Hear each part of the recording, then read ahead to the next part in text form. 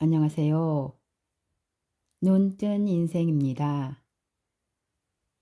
오늘 소개할 책은 외우지 않는 기억법, 저자는 가바사와 시온, 출판사는 라에눈입니다. 외우지 않는 기억법의 세 가지 장점. 외우지 않고 기억한다고? 지금 장난해? 지금 이 책을 펼친 당신은 분명 그렇게 생각했을 것이다. 태어나서 지금 이 순간까지 뭔가를 암기하고 기억하느라 얼마나 고생하고 있는데 외우지 않고 기억하다니. 그런 일은 가당치도 않다고 여기는 것이다. 결론부터 말하자면 외우지 않고 머릿속에 남기는 것은 가능하다. 좋은 성적을 얻고 시험에 합격하는 등 기억으로 얻는 성과는 물론이고 뇌가 활성화되어 학습 능력과 업무 능력 자체가 향상되는 결과도 얻을 수 있다. 이 책이 말하는 외우지 않는 기억법은 단순히 잘 외우는 스킬이 아니다. 자기 성장을 가속화시키는 업무 전략이기도 하다. 뇌의 퇴화와 치매를 방지한다. 최근 건망증이 심해졌다고 고민하고 있는가? 사람 이름이 금방 떠오르지 않는다. 방금 뭘 가지러 왔는지 잊어버렸다. 며칠 전 읽은 책 제목이 생각나지 않는다. 중요한 약속을 깜빡 잊어버렸다. 이런 건망증 증상들이 나타나면 내가 혹시 치매에 걸린 게 아닐까 하는 불안한 마음이 든다.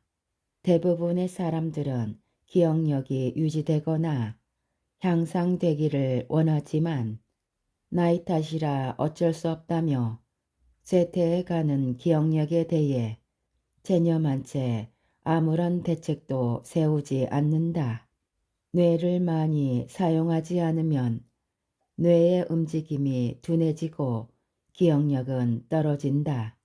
뇌 세포들도 조금씩 죽기 때문에 뇌의 용적이 점점 줄어들게 되는데 이를 폐용성 유축이라고 한다. 실제로 고령자의 뇌를 찍은 MRI 사진을 보면 뇌가 줄어든 것을 눈으로 확인할 수 있다. 이런 말을 들으면 나이 듦은 기억력 저하라는 등식이 성립된다고 생각할지 모른다. 그러나 뇌과학적 측면에서 보면 이것은 잘못된 생각이다. 성적이 올라가고 시험에 합격한다. 아직도 나쁜 머리를 탓하고 있는가? 내 머리가 좋았더라면 인생이 달라졌을 텐데 아이의 머리가 조금 더 좋았다면 인류대학에 들어갔을 텐데 살면서 한 번쯤 이런 생각을 안 해본 사람은 드물 것이다. 유치원, 초등학교부터 시작해 중학교, 고등학교, 대학교까지 시험은 끊임없이 계속된다. 학교를 졸업해도 취직시험에 자격시험, 외국어시험, 승진시험이 끝도 없이 따라다닌다. 시험의 합격 여부가 평생을 좌우한다고 해도 과언이 아니다. 인류 대학을 졸업하고 인류 회사에 취직하는 것이 사회적 성공이라고 믿는 우리나라에서 시험의 관문을 통과하기 위해 반드시 필요한 것이 기억력이다. 우리 사회에는 학교 성적이 좋은 사람, 머리가 좋은 사람, 그 사람은 기억력이 좋은 사람이라는 인식이 퍼져 있다. 많은 사람들이 성공하려면 명석한 두뇌와 기억력을 타고나야 된다거나 머리가 나쁘게 태어났으면 어쩔 수 없다는 고정관념에 사로잡혀 있지만 그건 완전히 잘못된 생각이다. 기억은 사전 준비가 90%다. 난 기억력이 나빠. 내 머리는 좋지 않아. 사실 이런 말을 하는 사람들 대부분은 기억력과 상관이 없다. 오히려 사전에 준비하는 방법에 문제가 있을 가능성이 크다. 기억은 다음의 4단계를 거쳐 머릿속에 저장된다. 즉, 1단계 이해, 2단계 정리, 3단계 기억, 4단계 반복이다. 자신의 기억력이 나쁘다고 생각하는 사람들은 1, 2단계, 즉 이해와 정리의 과정을 소홀히 하는 경향이 있다. 사실 이 과정은 3단계 기억보다 더 중요하다고 할 수 있다. 인간의 뇌는 이해를 통해 사물을 기억한다.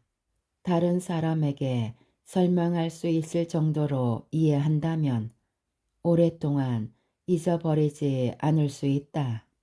또한 그것을 정리해 다른 사물과 관련 지을 수 있다면 더욱더 오래 기억할 수 있다. 기억은 분류나 비교를 좋아하기 때문이다. 단순히 그림이나 도표로 정리하기만 해도 기억력은 급속히 상승한다. 학교 성적이 좋은 아이는 기억력이 좋은 것처럼 보이지만 사실은 그 이상으로 이해력이나 정리, 요약 능력이 뛰어나다. 따라서 시험 성적은 기억하기에 전 단계에서 이미 판가름난 것이다. 뒤집어 말하면 설령 기억력이 나쁘더라도 이해력이나 정리, 요약 능력으로 충분히 보완할 수 있다는 의미다.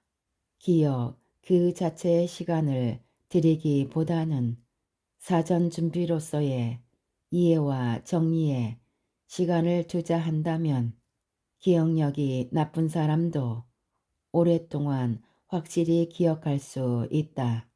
자기 성장이 맹렬히 가속화된다. 인간은 입력 정보의 99%를 망각한다. 책도 많이 읽고 강연이나 세미나 등에 부지런히 참석하는데도 불구하고 자신이 성장하고 있다는 느낌이 전혀 들지 않는 사람들이 많을 것이다. 책을 읽어도 세미나를 들어도 몇 달 후면 머릿속에서 강글이 사라져 버린다. 결론부터 말하면 그것은 기억력 탓이 아니다. 인간은 입력된 정보의 99%를 잊어버리게 되어 있다. 무엇을 배우고 익혀도 아무 활동을 하지 않으면 하나 둘씩 잊어버리기 마련이다.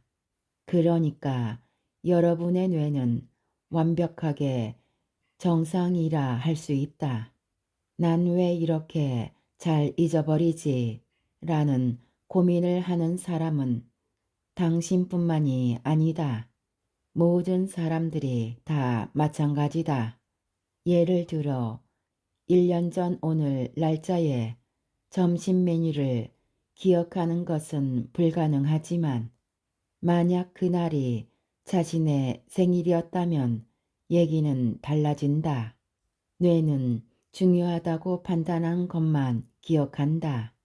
헤르만 에밍하우스의 실험에 따르면 인간은 관련성이 희박한 일은 한 달 만에 79%나 잃어버린다고 한다.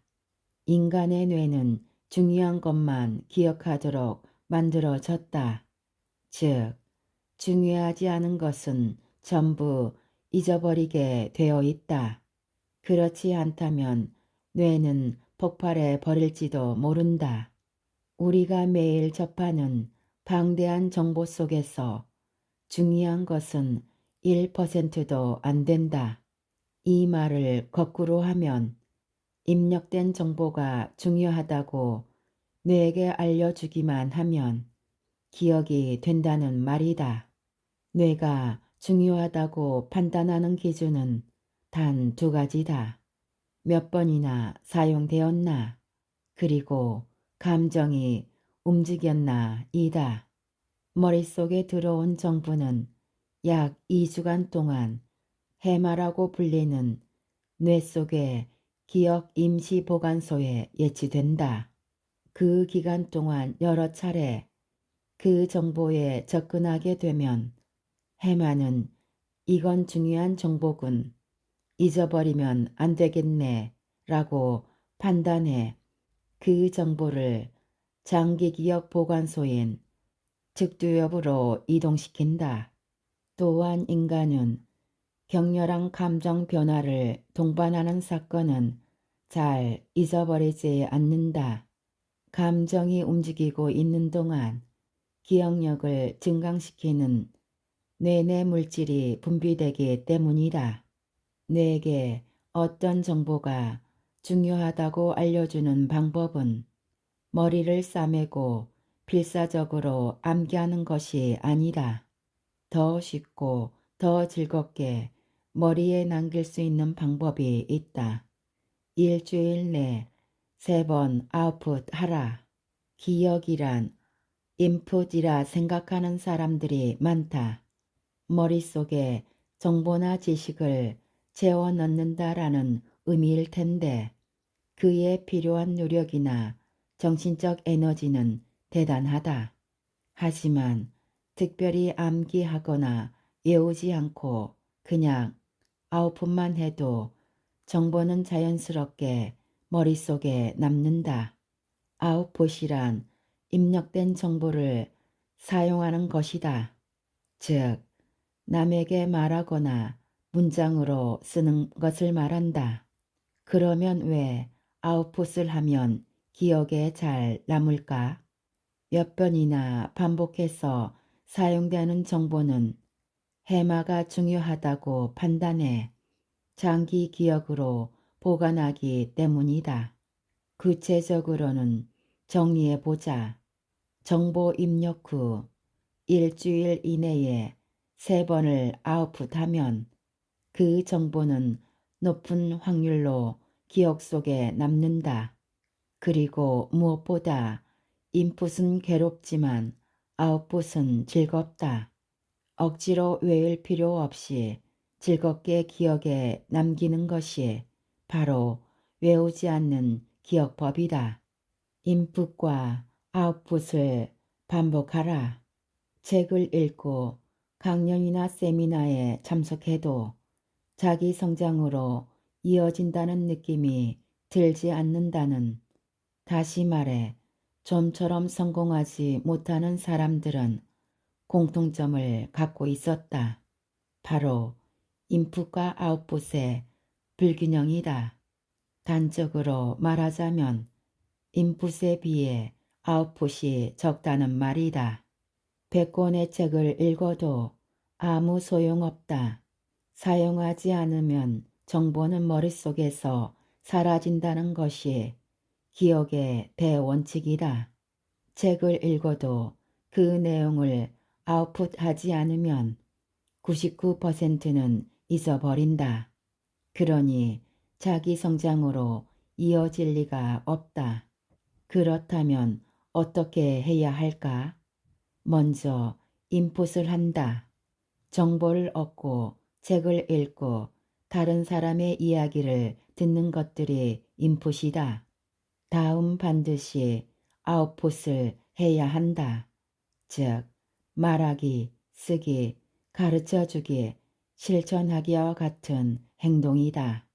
이렇게 인풋과 아웃풋을 반복하면 마치 나선형의 계단을 오르는 것처럼 자기 성장의 계단을 올라갈 수 있다. 작은 아웃풋들이 이어져 여러분의 행동과 습관은 조금씩 변해간다. 그런 변화가 하나하나 쌓이게 되면 마침내 큰 변화가 일어나고 큰 성장으로 이어진다. 뇌과학이 증명한 최강 아웃풋 기억법. 미국 버주 대학의 카픽 박사는 대학생들을 대상으로 스와힐리어 단어 40개를 암기하는 실험을 했다.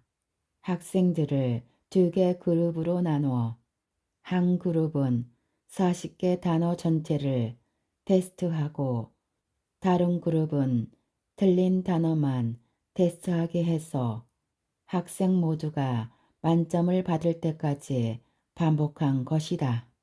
그리고 일주일 후 단어를 얼마나 기억하고 있는지 조사했다. 그 결과 틀린 단어만 테스트한 그룹에 비해 40개 단어 전체를 테스트한 그룹이 2배 이상 높은 점수를 얻었다. 연구에 따르면 2개 그룹 간의 학습 방법엔 별 차이가 없었다고 한다. 카픽 박사의 연구를 통해 기억에는 인풋보다 아웃풋이 더 중요하다는 사실이 분명해진 것이다. 여러 번 반복해서 글을 쓰거나 테스트나 시험에서 그 지식을 활용하면 뇌는 이것은 중요한 지식이군 이라 생각하게 된다. 중요하다고 인식된 지식은 즉두엽으로 옮겨져 장기 기억으로 정착된다. 반면 중요하지 않은 지식은 하나둘 기억에서 사라진다. 따라서 기억에 남기고 싶다면 여러 번 아웃풋함으로써 그것이 중요하다는 것을 뇌에게 알려주면 된다. 그렇게 아웃풋한 내용은 머릿속에 단단히 정착된다. 이것이 바로 기억의 대원칙이다. 잊어버리기 전에 메모하기. 메모는 복습 일회와 맞먹는다. 요즘 건망증이 심해졌어요. 혹시 치매는 아닐까요? 의사들이 자주 접하는 질문이다. 사실 치매 검사를 해도 가벼운 정도의 치매는 진단하기가 어렵다. 그럴 경우 일단 잊어버리지 않도록 무엇이든 메모하세요 라는 조언을 해준다. 한 달 후 내원한 환자가 메모 덕분에 건망증이 줄었다 라고 말한다면 치매가 아닐 가능성이 크다. 메모를 하면 건망증이 줄어든다. 기억력이 점점 감퇴해가는 고령자라 해도 망각을 멈추게 할 수 있다. 기억력이 좋은 젊은 층도 메모의 효과를 잘 활용하면 기억의 효율을 높일 수 있다. 나는 책을 읽으면서 여백의 공간에 마음껏 메모하란 제안을 한 적이 있다. 실제로 해보면 알겠지만 하지 않았을 때보다 훨씬 많은 내용을 기억할 수 있다. 메모를 하면 잘 잊어버리지 않는 이유는 뭘까? 다음의 3가지로 정리된다. 메모는 복습 한 번과 맞먹는다. 메모는 아웃풋이다. 운동신경을 자극해 기억을 강화한다. 메모는 기억의 색인을 만든다. 메모하기 자체가 아웃풋이 되고 복습하는 효과도 있다. 수첩이나 다이어리에 메모해 두면 나중에 그것을 펼칠 때마다 메모를 확인하면서 복습할 수 있다. 메모하지 않았으면 잊어버렸을 정보에 몇 번이나 접근하는 것이다. 일주일에 3번 복습하면 잊어버리지 않는다란 기억의 법칙이 있는데 메모 의뢰가 복습 3회에 해당한다. 메모만 해도 기억에 남는다. 잊어버리면 안 되는 것은 무엇이든 메모하는 습관을 들이도록 하자. 마구 쓰기 기억법. 쓰고 또 써라. 지하철을 타면 색색 형광펜으로 표시해 놓은 교과서의 문구나 단어를 열심히 외우는 학생들이 눈에 띈다. 지하철 안에서 복습할 때는 그렇게 눈으로 공부할 수밖에 없지만 집에서 공부할 때는 쓰기를 병행하는 것이 좋다. 글쓰기는 운동신경을 이용해 손과 손가락의 근육을 움직이는 행동이다. 뇌 속에 있던 데이터가 행동에 영향을 미치는 것이다. 행동에 영향을 미치지 않는 데이터와 행동에 영향을 미치는 데이터. 뇌는 이 둘 중 어느 쪽이 더 중요하다고 판단할까? 당연히 전자다. 아웃풋 했다는 말은 그 자체로 행동에 영향을 미쳤다라는 의미다. 아웃풋을 하면서 글쓰기라는 운동을 병행하면 머릿속에서 외우는 것보다 훨씬 큰 효과를 발휘한다. 무언가를 외우고 싶다면 그것을 쓰고 또 쓰면 된다. 쓰기가 암기하기 그 자체라고 생각해도 지나치지 않다. 글 내용보다 타이밍이 중요하다. 필자는 몇 년 전에 본 영화의 내용, 즉 대사와 세세한 장면들을 꽤 자세히 기억한다. 영화를 본 후 감상이나 비평을 페이스북이나 메일 매거진에 올리기 때문이다. 그런데 사실은 그 전에 더 중요한 아웃풋을 한다. 노트에 마구 글을 쓰는 것이다. 영화를 본 직후에 그 영화의 인상, 느낌, 감동, 마음에 와 닿는 대사, 공감하는 주제 등 머릿속에 떠오르는 그 모든 것을 있는 그대로 다 쓴다. 필자는 이것을 마구쓰기 기억법이라 부른다. 여기서 중요한 포인트는 잊어버리기 전에 머릿속에 떠오르는 모든 것을 문자로 남긴다는 것이다. 글을 조리 있게 쓰기보다는 글을 쓰는 타이밍이 더 중요하다. 물론 모든 영화를 그렇게 할 수는 없지만 나중에 영화 비평을 써야지 라는 생각이 드는 영화는 지체 없이 마구 쓰기를 한다. 극장 로비에 의자에 앉아 쓸 때도 있고 집으로 돌아가는 지하철 안에서 쓸 때도 있다. 20분 후면 기억의 42%를 망각한다. 독일의 심리학자 헤르만 에빙하우스의 기억 실험에 따르면 기억하고 20분 후에 42%를 망각하고 1시간 후에는 56%, 하루가 지나면 74%를 잊어버린다고 한다. 기억은 시간과 함께 급속도로 사라진다. 이것을 방지하는 방법이 복습이다. 에밍하우스의 실험에 대입하면 필자가 영화를 본 직후가 그 영화에 대해 기억하는 정보량이 가장 많은 시점이다.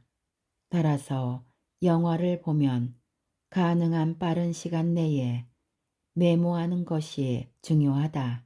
체험을 바로 기록함으로써 망각에 의한 상실을 막는 것이다. 가끔 영화 직후 다른 일정이 잡혀 있는 경우가 있다. 하룻밤이 지난 후 글을 쓰려면 끌어낼 수 있는 정보가 절반 이하로 떨어지고 대부분의 대사가 정확하게 떠오르지 않는다. 그런데 체험 직후 마구 쓰기를 하면 그때의 느낌이나 감동이 글자로 바뀌어 생생하게 남게 된다. 1년이 지난 시점에서도 그 글을 보면 30초 만에 그 영화의 감동과 함께 세세한 스토리가 떠오른다. 체험 직후에 끄집어내는 아웃풋을 10번, 100번 반복하다 보면 영어를 관람하는 안목이 높아지고 영어의 세세한 부분을 읽어내는 능력이 비약적으로 향상된다. 또한 영화를 본 직후에 필사적으로 떠올리기 작업을 하기에 기억력 훈련이 되기도 한다. 물론 이것이 영어에만 한정된 것은 아니다. 연극, 콘서트, 오페라, 강연, 여행 등 무엇이든 감동을 느꼈다면 곧바로 마구 쓰기를 통해 자신의 마음속 풍경을 사진 찍듯이 글자로 옮겨 놓아야 한다. 글쓰기, 소리내어 읽기, 암기할 때는 오감을 활용하라는 말을 들어보았을 것이다. 우리의 감각을 오감으로 분류한 최초의 인물은 고대 그리스의 철학자 아리스토텔레스다. 그는 기원전 4세기에 이미 기억과 오감이 깊은 관계에 있음을 통찰했다. 영어 단어를 눈으로 읽는 것만으로는 기억하기 어렵다. 소리내어 읽거나 손으로 여러 번 쓰는 편이 낫다. 쓰기에 소리내어 읽기를 더하면 기억력은 더욱 강화된다. 소리내어 읽는 것이 더 좋은 이유는 자신의 목소리가 귀로 들어가기 때문이다. 시각과 청각이 동시에 작용하는 것이다. 뇌 훈련으로 유명한 도쿠 대학의 가와시마 루타 교수는 음독에 따른 뇌 훈련 효과를 강조한다. 그는 소리내어 읽기만 해도 대뇌 좌우 방구에 있는 전두전하를 포함한 많은 부분이 활성화된다는 것을 밝혀냈다. 소리를 내려면 운동신경이 턱, 혀, 입술 등의 근육을 움직여야 한다. 글씨를 쓰려면 운동신경이 손과 손가락, 팔의 근육을 움직여야 한다. 신경을 움직이기 위해 뇌의 여러 부위가 활성화되므로 기억력이 상승될 수밖에 없다. 머릿속으로 사물을 떠올리는 것만으로는 뇌의 운동 피질이 활성화하지 않는다. 쓰기, 말하기와 같이 근육을 움직이는 행위는 뇌를 더 광범위하게 자극한다. 남에게 말하기만 해도 스토리화 된다. 책을 읽어도 금세 내용을 잊어버린다면 일단 누군가에게 그 감상을 얘기해 보자. 친구도 좋고 가족도 좋고 직장 동료도 좋다. 이런 간단한 방법으로 책의 내용을 기억한다는 것이 믿기지 않겠지만 이 방법의 효과는 절대적이다. 일주일 안에 3번 아웃풋하면 기억이 향상된다고 했다. 누군가에게 이야기를 한다는 것은 그 중 한 번의 아웃풋에 해당된다. 그런데 여기에는 또 하나의 중요한 이유가 숨겨져 있다. 바로 스토리화다. 누군가와 이야기를 한다는 것은 사건이며 경험이다. 친구에게 어떤 책을 읽고 감상평을 말했다는 경험은 에피소드 기억이 되어 뇌에 저장된다. 그것만으로도 스토리가 되어 더 인상 깊게, 더 오랫동안 기억에 남는 것이다. 뭔가를 체험하면 누군가에게 그 감상을 이야기한다. 정말 간단한 아웃풋 방법 아닌가? 자신의 입에서 말이 나오는 순간 단편적인 정보는 스토리가 되고 에피소드 기억으로 진화한다. 이 방법의 기억 효과는 절대적이다. 남에게 가르쳐 주는 만큼 기억된다. 남에게 알기 쉽게 설명할 수 있다는 것은 머릿속에서 충분히 스토리화 되었음을 의미한다. 다시 말해, 의미 기억이 에피소드 기억으로 변해 뇌리에 단단히 정착했다는 증거다. 상대를 이해시킬 수 있는 사람은 스스로 완벽한 이해에 도달한 것이다. 또 상대에게 가르치는 행위는 자신이 내용을 이해했는지 못했는지를 판단하는 기준도 된다. 심리 상담도 마찬가지다. 상담자가 아무 얘기를 해주지 않더라도 자신의 이야기를 하는 과정에서 머릿속이 정리되고 스스로 문제 해결에 실마리를 찾을 수 있다. 말하기라는 아웃풋은 머릿속의 정리라는 절대적 효과를 발휘한다. 기억에는 이해, 정리, 기억, 반복이라는 4가지 단계가 있다. 암기하기 전에 해야 할 일이 바로 이해와 정리다. 그런데 남에게 가르쳐 주기만으로 이해와 정리가 동시에 해결된다. 또한 상대방에게 설명하는 것은 자신의 지식을 복습하고 반복하는 일도 된다. 그렇다면 남에게 가르쳐 주기에는 기억에 필요한 모든 단계를 포함하고 있다는 의미다. 가정교사 기억법은 스토리와 이해도의 확인, 지식의 정리, 복습과 반복을 할 수 있는 일석사조의 슈퍼 기억법이다. 뇌는 한 번에 2가지를 할 수 없다. 우리는 동시에 2가지 이상의 일을 처리하는 멀티태스커가 되고 싶어 한다. 하지만 많은 뇌 과학 연구는 뇌는 결코 멀티태스킹을 할 수 없으며 여러 가지 일을 처리하려고 하면 오히려 효율이 급격히 떨어진다는 사실을 밝혀냈다. 어떤 보고에 따르면 비슷한 2개의 작업을 한 번에 하려고 할 때 효율이 80에서 95%나 떨어졌다고 한다. 운전 중 떨어진 물건을 집으려 하거나 스마트폰 문자를 보다가 교통사고가 났다는 말을 자주 듣는다. 여러 가지 일을 동시에 처리하는 동안 뇌 속에서는 몇 번이나 전환이 일어난다.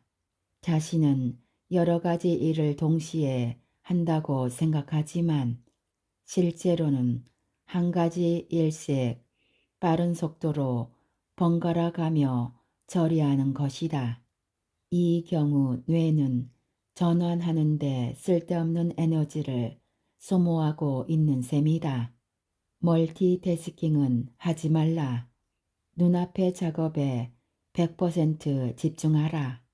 하나씩 하나씩 작업을 완성해 나가는 것이 뇌를 가장 효율적으로 사용하는 방법이다. 쓰고 나서 잊어버리기 스킬을 활용하라. 2가지 이상의 일을 동시에 처리하는 것이 멀티태스킹이다. 그런데 그것을 행동으로 옮기지 않고 2가지 이상을 동시에 생각하는 것만으로도 뇌 메모리가 소모된다는 사실을 아는가? 빨리 메일 보내야 하는데 계약건은 어떻게 됐을까? 3시에 거래처 미팅이 있지? 이렇게 머릿속에 여러 가지 생각이 뒤섞이면 여지없이 내 메모리가 소모되는 것이다. 그러면 어떻게 그런 잡념을 떨쳐버릴 수 있을까? 가장 간단한 잡념 제거 방법은 글쓰기다. 정확히 표현하자면 쓰고 나서 잊어버리기이다. 나는 업무 일정이든 스케줄이든 신경 쓰이는 것은 모두 글로 쓴다. 오늘 해야 할 일은 투두 리스트에 써놓고 그 밖의 아이디어나 반짝하고 떠오른 생각은 컴퓨터의 메모장 앱에 기입한다. 일을 하다가 일과 관련된 아이디어가 불쑥 떠오를 때가 있다.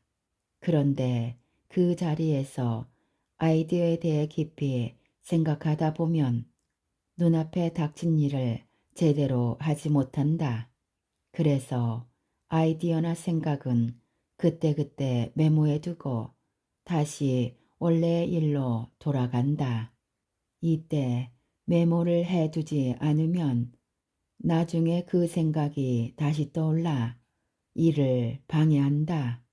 중요한 것은 글쓰기와 쓰고 나서 잊어버리기이다. 메모해 두는 것은 잊어버려도 아무 문제가 없다. 쓰고 나서 잊어버리기를 습관할 수 있으면 머릿속에 쓸데없는 정보를 넣어둘 필요가 없으므로 뇌 메모리가 해방된 상태가 된다. 자연스럽게 작업 능률이 올라간다. 반드시 종이에 써서 책상 위에 놓아두어라. 투두 리스트를 올바르게 쓰는 방법. 일단 급한 대로 10시까지 답장하기, 12시부터 점심 미팅, 3시부터 회의, 5시까지 견적서 제출, 저녁 8시 소개팅. 만약 이렇게 복잡한 하루 일정이 머릿속을 맴돌고 있다면 뇌 메모리는 우리의 예상보다 훨씬 많이 소모된다. 그래서 업무 일정이나 현재 진행 중 사항 등은 투두 리스트로 써두는 것이 좋다. 그러면 지금 당장은 잊어버려도 된다. 이렇게 단순한 방법만 실천해도 쓸데없는 잡념에서 벗어날 수 있고 내 메모리도 회방되어 고도의 집중력을 발휘할 수 있다. 나는 매일 작업을 시작하기 전에 투두 리스트를 쓴다. 그러면 오늘 해야 할 일과 다음에 해야 할 일이 명확해져서 순조롭고 효율적으로 업무를 처리할 수 있다. 투두 리스트는 종이에 써야 할까? 아니면 스마트폰 앱과 같은 디지털 도구를 사용해야 할까? 내가 내린 결론은 명쾌하다. 투두 리스트는 반드시 종이에 써야 한다. 종이에 쓰지 않으면 투두 리스트의 구실을 제대로 못하기 때문이다. 나는 작업 중 투두 리스트가 눈에 잘 띄도록 책상 위에 붙여놓는다. 그래서 다음 일은 뭐지? 라는 생각이 머리를 스친 순간 시선을 살짝 돌리기만 해도 확인할 수 있다. 1초도 걸리지 않는다. 한껏 고조된 집중력을 그대로 유지한 채 다음 작업으로 돌진할 수 있다. 투두 리스트를 스마트폰이나 태블릿 앱으로 관리하는 사람도 있겠지만 이런 디지털 도구들은 아무런 조작도 하지 않으면 절전 모드로 전환된다. 다시 화면을 띄우려면 패턴을 풀거나 패스워드를 입력해야 한다. 투두 리스트는 종이에 쓴다. 그리고 항상 책상 위 눈에 잘 띄는 곳에 둔다. 이 두 가지 원칙을 지킨다면 투두 리스트는 우리의 뇌 메모리를 해방시키고 업무 효율을 올려주는 강력한 무기가 될 것이다. 쓰기보다 지우기가 중요하다. 나는 투두 리스트 중에서 완료한 것은 미련 없이 선을 그어 지워버린다. 그렇게 하면 클리어했다라는 강렬한 성취감을 얻게 된다. 지우는 행위로 뇌가 즐거워지는 것이다. 또한 목표를 달성하면 행복 물질인 도파민이 분비된다. 도파민은 의욕의 원천이기도 해서 좋아, 다음 작업도 분발하자 라는 마음으로 더 열심히 일할 수 있다. 투두 리스트를 종이에 쓰기도 중요하지만 그 이상으로 지우기도 중요하다. 투두 리스트의 효과를 극대화하고 싶다면 목표를 달성한 즉시 지우는 것이 요령이다. 지금까지 외우지 않는 기억법에서 일부 요약 발췌하여 읽어드렸습니다. 좋은 책을 써주시고 편해주심에 감사드립니다. 우리 모두 책을 읽고 점점 더 성장해 갔으면 합니다. 감사합니다.